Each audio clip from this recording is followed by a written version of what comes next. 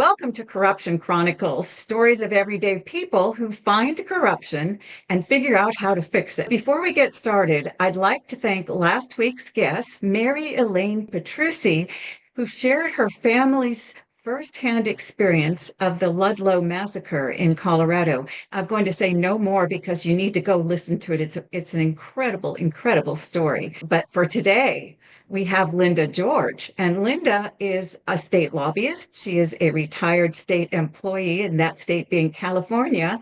And Linda began to see signs of corruption in her hometown, Paso Robles, in San Luis Obispo County, California. And so she ran for a council seat. And even with all her experience, she was really shocked to find how much pushback there was. First of all, tell me about your lobbying activities, because I think that would help people to understand that getting involved even at a state level can really make a difference. Can you tell us a little more about that? Yeah, sure. I started back in 2009 when I was with SEIU Local 1000. And for some reason, I really took a liking to lobbying. And I say this all the time. It's an amazing feeling to change people's lives with the stroke of a pen. Often laws can be amended. There could be new laws. There could be laws that we're opposing that are bad for people. For instance, I've worked on the fast food wage campaign when I was with the union. Helped pass $15 an hour. Did a lot of work on that campaign. I also helped with SB 1234, which was secure retirement for all Californians. And even though I'm a public sector employee by trade, by life, but private sector labor matters to me too. And I say often to people, we work by the same labor codes. There's no Right. set of labor codes for private sector and public sector. The only difference is that public sector, as government employees, we have due process and we have a union to help us fight these things. Most private sector employees just go to the next job if they feel like it's not a fit. So there was a lot of pension envy. And as a matter of fact, my first protest was here in Paso Robles. It was Oh, it's amazing. I ended up being here, retired. It was Schwarzenegger when he was governor. It was when his Expendable movie came out. So I was here in '09, about 2000 and, well, I forgot what year it was. It's been so long, but we were here at the movie theater with protest signs and everything. And it was 8 of us, and all the movie trucks showed up. I mean, not movie, the news trucks. So we had like 5 news, KSBY, everybody was there at that particular protest. So it's interesting because, I get involved in these things not because I want to, be a great lobbyist. It's just because I understand when something bad happens to me, it has to be happening to a lot of people. right. And That's if true. and if I can change it for me, then I know there's going to be a long line of people behind me that won't have to go through what I went through, especially when you have knowledge on how to change the law. And that's where I found my niche in life to really be. And currently I'm with gsmol.org. It's Golden State Manufacturer Owner League, manufactured homeowners throughout California. And we lobby for better laws and for better treatment. And Wow. so they've been around for many, many years. And I've been actually very excited to work with them. I helped pass AB 604, which is fair water charges for all mobile home park owners. They can't charge That's us for the wonderful. pool, even though they do. Okay, well, people are like, well, what's the big deal about that? Well, there's an advocacy group like us that are up there at the Capitol saying, we don't think we should pay for the pool. Okay. Someone else could be living in a very nice mobile home and go, who cares? We'll pay for the pool. But there's a lot of people, especially in California, with rentals and, the cost of living so high. $40 a month can make a huge difference to somebody's. It Right, could be a right. tank of gas to get to work for the week. It could be food, formula, diapers, and I think that's what's important is that if you can get involved or you have the knowledge of even one thing in life, let's say you only know about healthcare, that's a great thing. There's so many Right. avenues in healthcare that could use advocacy. And, Sure. along with it comes with you have this saying, you don't fight the devil and not expect to get any bruises. And that's kind of what ends up happening when you go push back at these types of entities, whether it's the state, whether it's the city or the government. I have to be honest. I was a little shocked to see the Good Old Boys Club in action here in Paso Robles. It's very interesting. I think I've made mention to you before that for the short time I worked in the city of Oakland, it was like the mafia over there. But here, it doesn't matter what you call it; it's the same behavior. So you And started to see that when you retired in Paso Robles, which was what, 10 or yes, so years ago? about 2019-20, and it was Oh, primarily the okay. police Five, department. and okay. my and the police department didn't have a great reputation, and Mm. unfortunately Paso's never had a great reputation or a great police and so I had interaction with them and found it to be true. So So what kinds of behaviors were you seeing that made you think there was corruption or it was the good old boys? violating civil rights, and people think it was okay, the officers at the time. It's an Mm. entirely different police force right now. So it's Attrition, better. It got better. yes, and that I pushed and pushed for that because I keep saying to the council, when more people from the Bay Area or from down LA move here, they expect to be treated a certain way, and there's going to be more B saying, hey, you can't just do A, B, and C to somebody because we have civil rights. And I often remind the council, as you build these homes, when we go 40,000, 50,000, do you think I'm going to be the only one complaining about unfair treatment? Mm. And that's kind of what it was at the moment. So you So mean Ty when your Lewis, population increases from, I think it's what, 36,000, you're saying as the population increases, that's going to start happening, you think? yes, well, of Okay. course, because they're building all these homes. They Hmm. have Hunter. They have the Project Hunter. I forget the name of it right now. Then they just announced another 61. There's 16 going on Spring Street. And I look at the council and often say, you do realize people got to live here, and you're building these for people. And when we go from 33 to 40, and our police force is still the size that it is now what? Yeah.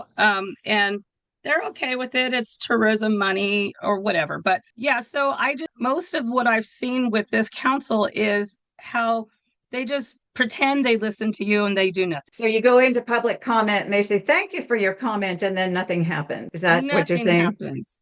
Yeah, we Okay. have we have forced them over the years to answer more of our pointed questions, but that will be the grumbling you hear from those involved. Okay, is even Jeff Carr, who ran for city council, he has gone in there and said to the planning commission, your law A, B, and C and D can't work because of J, H, and F. And they're like, okay, thank you for your comment. And it's almost Right. like this pat on the head and see you next time. And then you sit there and watch them do whatever they want to do. So And what when I other kinds of things have you seen the that would cronyism is cronyism? very big for Uh-huh. me. Yeah.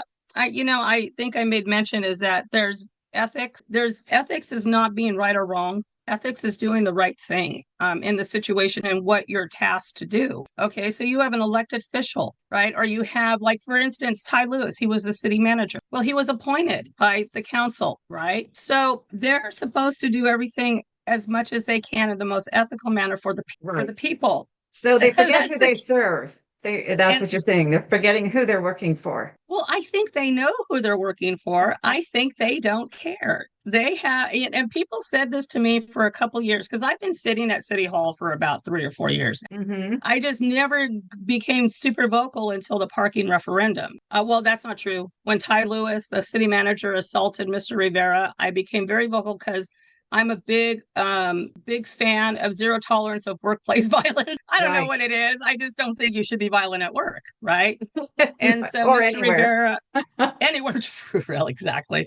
And so I was pushing for that law to be implemented after Ty Lewis did whatever he did, assaulted and grabbed him, whatever. It's still inappropriate. So Still in a you're what I'm thinking again about the kinds of things that you see. The city manager was out of control, suggesting. Yes, that was the biggest thing for me. And he Uh-huh. was police chief when I saw the same behavior. And Mm. my thing is, this is people are like, well, why did they even hire him? He wasn't qualified, etc. This is what I call the Peter principle. You see it often in state government. I mean, any government where you can't really fire a person, especially since they're there for 15, 20 years. You don't know what to do with them. Let's promote them. And then Yeah, they plateau, they peak at their inabilities. And that's right. when you start seeing things fall apart. And that's what was happening. And But yet it they wasn't say they just have to be really highly paid in order to attract the best quality. They are really high paid. they're too I'm totally against the salaries here. I went and I compared I was originally stayed in Union City from the East Bay for a long time from San Jose. But I looked at Union City. There's 66,000 people, at least 66K. We're 33K, and they get paid the same amount. Mm. Yeah, So we there's find that in my city too. Yeah. yeah, Well, it's you're worse. Yeah. My city has the highest paid city manager for its population and its budget in California. I And believe nobody, it. and nobody pays any attention. So speaking of, if we get to nobody paying any attention, then what do you do? If you're going and speaking in public comment and there are a lot of people who feel the same way, what'd you do next then? What do you do next? You started talking Well, about parking. yeah, well, I applied a lot of pressure.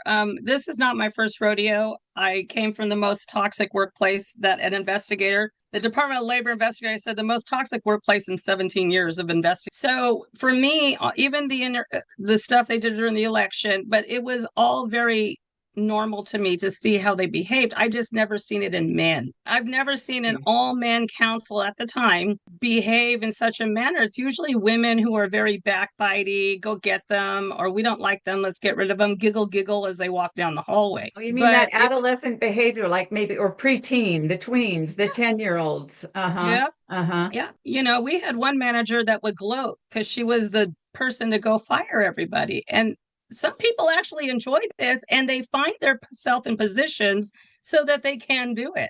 And that includes mayor, city council, city manager. That includes those types of roles. And I think it's important that people understand that, the reason why, well, first of all, the reason why I lobbied for zero tolerance of workplace violence, that is part of the game where they bully you like they're doing to Chris Bausch. They're Right. just picking on him and picking on him until what? Till he either acts inappropriate and they go, see, we told you. So Okay, but that would be another thing that you've observed is if you don't play by the rules or go along with the good old boys, then you are right. ostracized, you're bullied. Hmm. He's refusing to get along, right, and vote their way and asking the hard questions, then the only thing they can do is ostracize him, make him feel so uncomfortable. Okay, so people are like, okay, big deal. Well, it is a big deal when people are depending on Chris Bausch to be their voice. And you'll hear Yeah, that with yeah. the basin fight. You'll hear that with the paid parking. You'll hear that with anything. He will look for the people's opinions and then say, well, this is not my question. I don't mean to demean you, staff, but here's this question.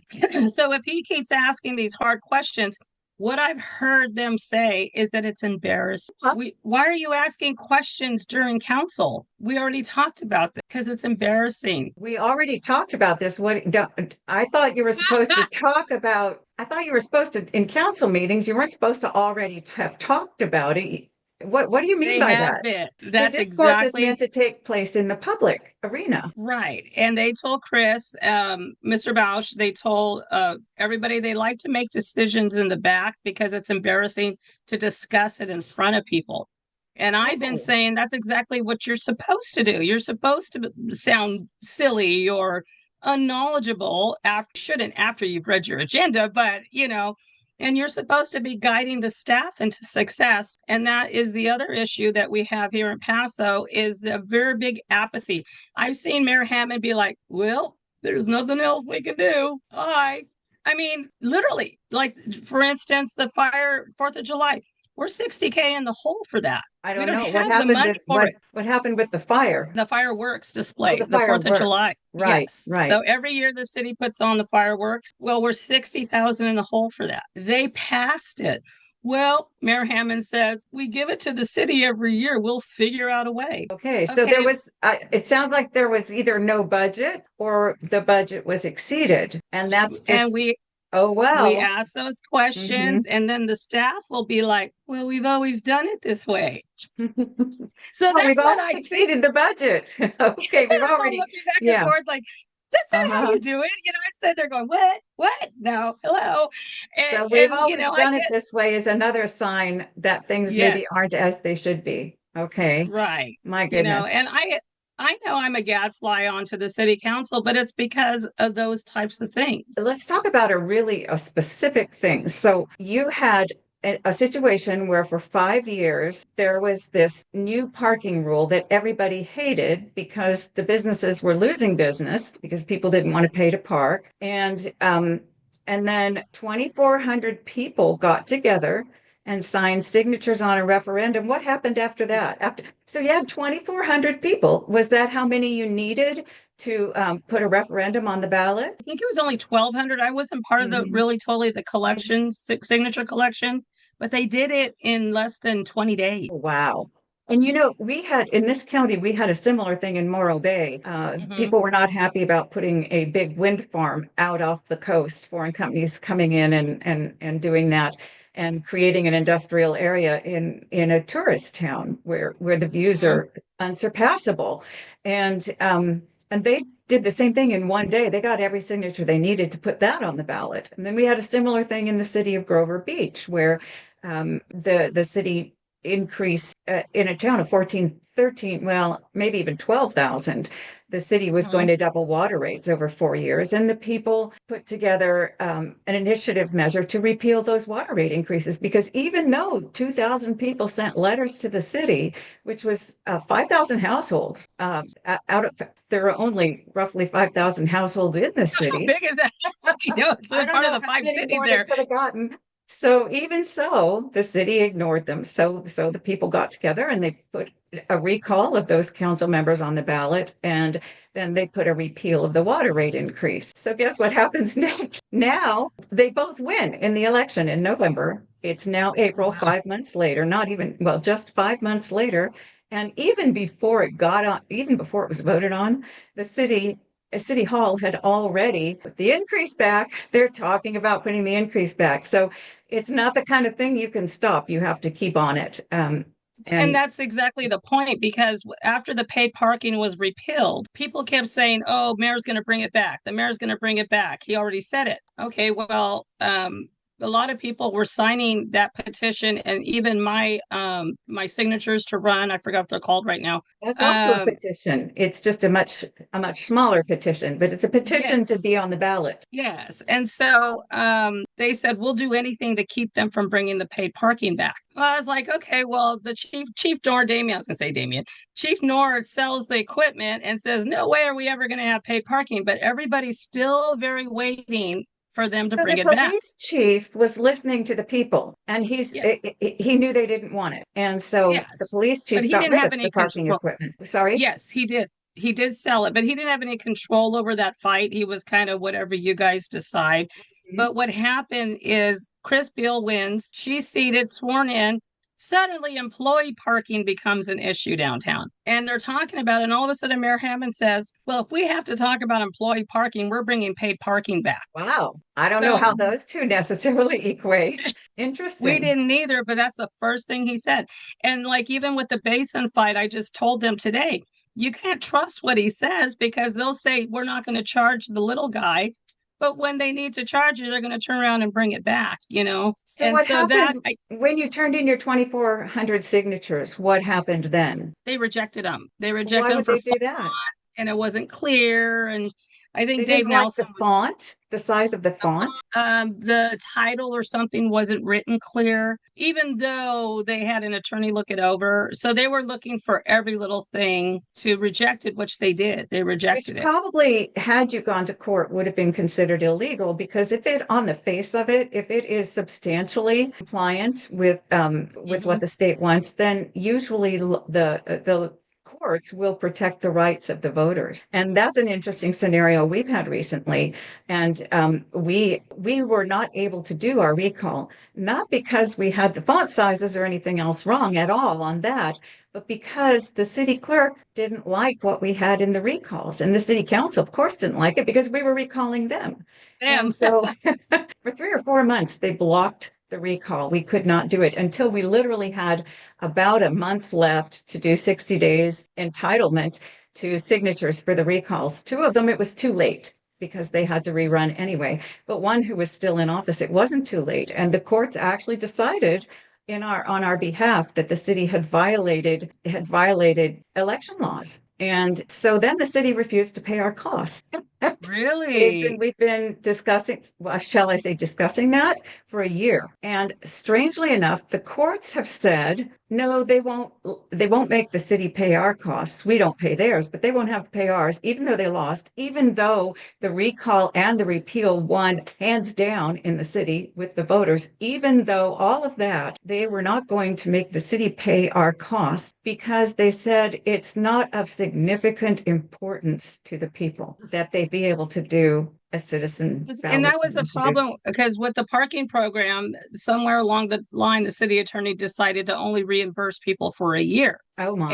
And really, we've been saying to 1 year them, after even, 5 years. and So we're how do trying you to, get reimbursed? well, what they did was the people that they had on file for a year, if you had the ticket or any kind of proof of payment, they would reimburse you. All the seniors got reimbursed for the year passes, the one before, but the 4 years from when the parking program started until that year, that would be asking BBK, the city's attorney's firm, to pay us because it was their bad advice. And So what that's was what wrong with happened. the city's advice? Because so far it sounds like, the city council said they did a resolution. We're going to do paid parking. They did it for 5 years. And then all of a sudden, even they ignored your 2,400 signatures, or well, they thwarted your 2,400 signatures and then ignored them. They ignored all the public uproar, which was all over the newspapers. And then something happened. What happened? How did it finally get stopped? Well, what happened was the city attorney was the one who gave the advice on the resolution versus ordinance. Instead of accepting the 2,400 signatures, they repealed the parking program. And they repealed it because I'll just tell the story. An investigative reporter, Karen Veely at Cal Coast News, found out that they had done it on a resolution rather than an ordinance. And just to explain to people, a resolution is simply a statement of policy. It's something the council resolves that we will do things this way, but it doesn't create law. It doesn't create taxes. The only way to create a new tax or a parking fee or any kind of law is by ordinance. And they had screwed up. And from the beginning, from the get-go, and didn't reimburse people. But they had to repeal it. And of course, now, as you say, they're talking about bringing it back. So how would you say now, on balance, because we're almost at time on our interview here, what would you say in balance, all this effort you've made, both at the state level, the city level, are things better? I think so. My thought, first of all, was, okay, if we weren't $15 an hour in California, even though I don't agree with the recent laws, that was good. People during the pandemic wouldn't have survived. There's a lot of good that each of these laws that I worked on that help the people. And usually in trying to protect them having to go file a lawsuit themselves or anything like that. As far as the city's concerned, I feel very confident that I was part of why the city manager resigned. He tried to blame me. Well, you're but a I think pretty that was important person. well, I guess It's so. all your I mean, fault. yeah, how'd you know? I was like, oh, well, I only lived here for a little bit. And I told him that, I wasn't the person who did the behavior that got you to where you're at. I just insisted you're a bad employee and you got to go. So I think I'm kind of on a good streak with them. And I just recently filed a public integrity unit with the DOJ on our mayor about them not wanting to pay us back. You can't fraud the people and go, well, we're only going to pay you back a little bit. I'm 3 tickets in and I would love to see that refund myself. And we do have one gentleman that comes in every city council and asks if they have, who they paid, and when they're going to. So there's a lot of people still bitter about that parking program. But I feel like the more, I just feel like, well, why do we have to go that far? Recalls, petitions. Where are the people that we voted in that are just supposed to listen to us? And we don't get that here. It's everywhere. I get that, but when you're in a town this small, you would think that they would work with you a little bit more because they're going to see you when you go to Albertsons the next day, There's a level of accountability there. So now you have a new city manager. How's the new city manager doing in relation to the one who's resigned? Wonderful. Okay, so that's a win. You have a great new city manager, and I know you think the police chief is very good at this point. So that's a I win. think he's the best police chief Paso's had in decades. You know, Okay. again, as I mentioned, not every government employee is going to be the perfect employee. It's just a level of what when their next mistake gets them out of there, right? That's why we have unions and due process. I asked him the other day if he needed an assistant city manager yet, and he laughed. He goes, "No." Not you. I love it. He's got 17 years of experience, and some people are like, well, he could be dirty. Well, everybody can be dirty. Okay. You get into a position like that of major influence, anybody can be swayed. If he's 17 years clean, if he's a Yeah, clean, good city manager or assistant city manager, whatever his role was, 17 years is a good track record. I I would say think that's so. trustworthy. Yeah. Yeah, I think that there's been a culture change in the police department. Some people say they're very surprised about how the same officers we hated 4 years ago are like the most polite officers you've ever seen out there. And that those types of things only happen with hard work, determination, attrition to get the bad culture out. And Good he had to leadership hire, at the top. It has to be good yes, leadership at the top to get the culture and he had change. 40 candidates at one time and he just hired five, I believe. So he's really trying Hmm. and trying to turn it around. And so unfortunately the ex-city manager was just part of that bad reputation, and it was time for him to go because he was So bringing all of that here. then if we're going to sum up, we say it's better. It's working. You're not Yes. stopping, but it's No, better, except you haven't been repaid for those parking fees. I'll call the victory when I get my whatever $75 each ticket it was. But Yeah. yeah, I think that we're on a good track. We got a good city manager. As long as the staff stay in the vein that they're going, then it should be a little easier to deal with the council on the big issue because we can handle the planning commission stuff at the planning commission, but the big issues, the water basin, the parking, those things are just like toe to toe, boxing matches with our council. I can only describe it like that. Wow. Wow. Well, that is how it's supposed to be. That's how Mhm. democracy is supposed to work. It is the most painful possible process for getting anything done. It's frustrating.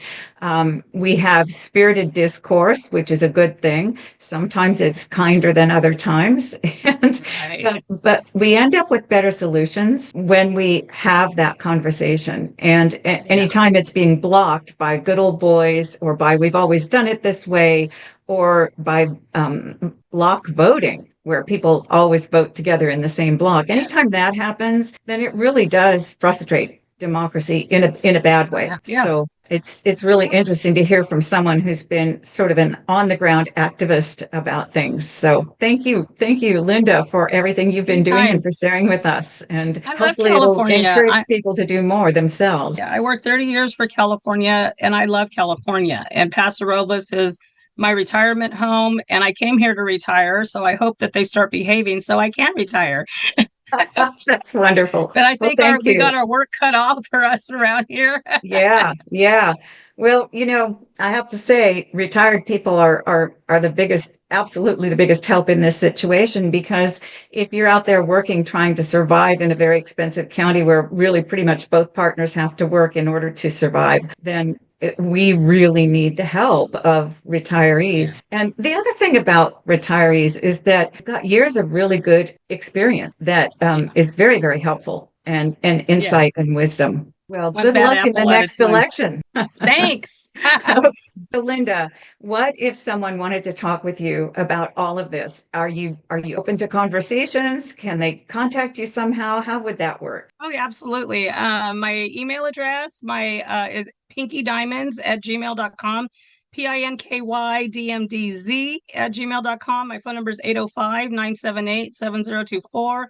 And my election page is on Facebook. And I have a website for the last election cycle. Just look up Linda George City Council, Linda Pinky George, District 1 City Council. It'll boom, boom, boom. You see all the drama I went through with Oh, the why Tribune. Pinky? Where does Pinky come from? It was a nickname that I created from a game at first, and then I started my own band. I had pink hair for a long time, so everybody started calling me Pinky.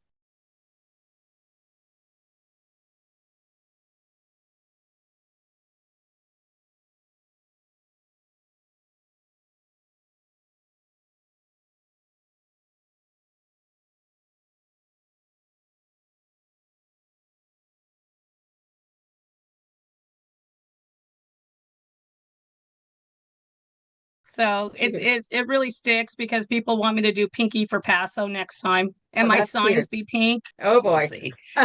Well, our mayor in my town had pink hair and pink signs, and I she saw won. She that. won. So maybe it I was worked. hence the campaign hat. I love it. Well, I like the hat too. That's very appropriate for Paso Robles. If you enjoyed listening to Linda George today, you might also enjoy my books, The Happiest Corruption, Sleaze, Lies, and Suicide in a California Beach Town, and City Council 101, several others in my Integrity 101 series on Amazon. Just look for Debbie Peterson, Integrity 101.